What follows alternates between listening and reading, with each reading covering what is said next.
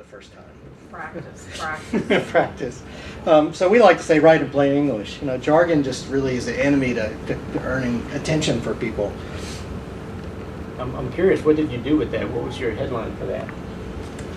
I can't remember specifically what it was, but can you go back to it, Thomas? Can you go back to the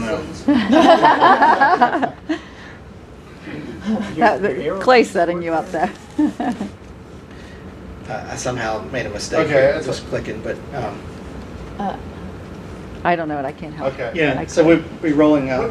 What essentially they're saying are, you know, we have a way to take an external cloud and set it up internally behind a company's own firewall so that it does what you need it to do and it can expand without any loss of quality.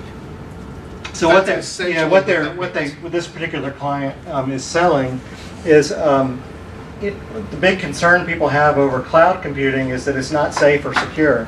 There's a real worry with particular people in the healthcare industry and any kind of credit card stuff.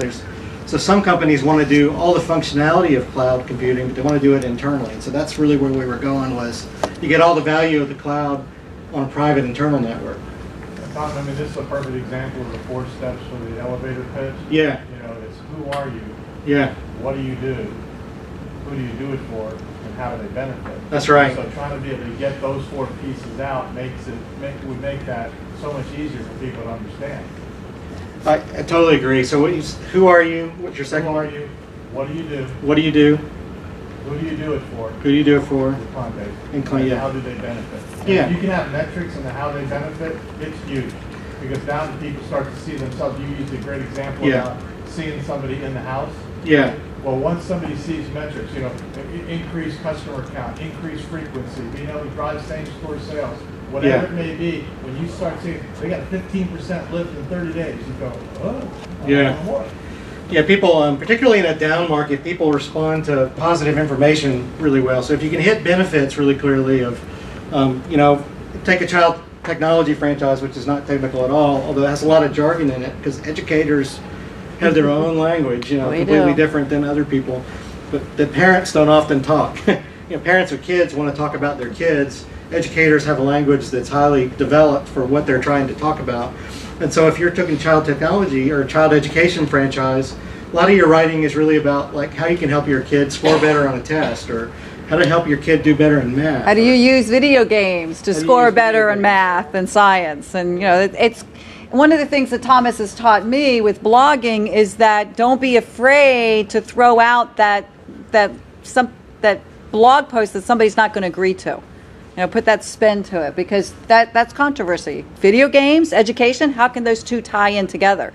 Yeah, for instance, and it can. Yeah, they have a really good, Computer Explorers has a really good TechStars program where kids do, they create video games. And really what they do in this class is essentially play video games and create their own and then play them again. And so one of the first things we did for Deb was we wrote a national release, and it was why your kids should play more video games in class. That was the title of the thing. And it got lots and lots of play because people are like, I hate video games. They make couch potatoes out of kids. So turning conventional wisdom around really makes a difference.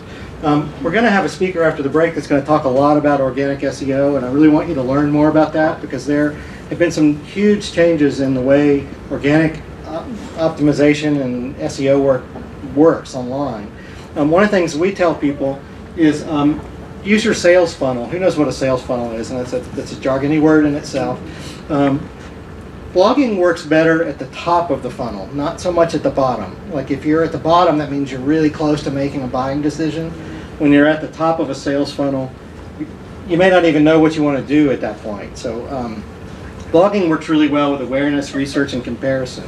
So just generally helping people like become aware of what you do, to get at the benefits to them, to understand who you work for. It may be that as a child technology franchise, you work with a specific type of school. Maybe it's Catholic schools, and people who are interested in Catholic education systems or pay attention to that stream.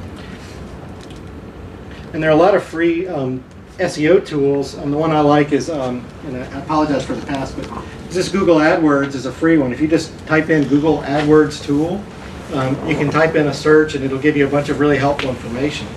And the reason I bring that up is if you can use key phrases in your titles, and build a post. Like this is one for digital printing I have on the screen. It might be that a common search is digital color printing.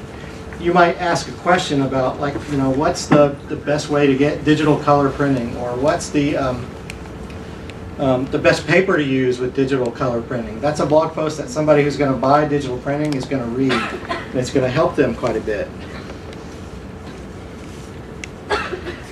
So I have this, it's called The Brain News. Anybody ever watch a really bad B movie at night? How many of you stayed up late? That's all you guys do in the back.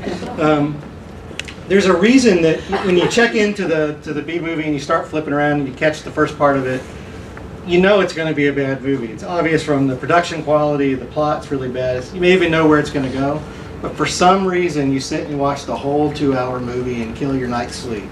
And that's just a very common situation that people have. But there's a really good technical reason on why that happens. It's because the author of the movie, the person that did the play, who wrote the script, created a knowledge gap. So it's just like, you know, don't read this or the kitty dies. Like, you want to know what happens to the kitty, so you click the thing. That's called a knowledge gap. So when you write blogs, ask questions in your headlines, and try to create a knowledge gap. Give somebody a reason to click that is going to keep them through. Because people do. It's human nature. We like structure and we follow through all the way.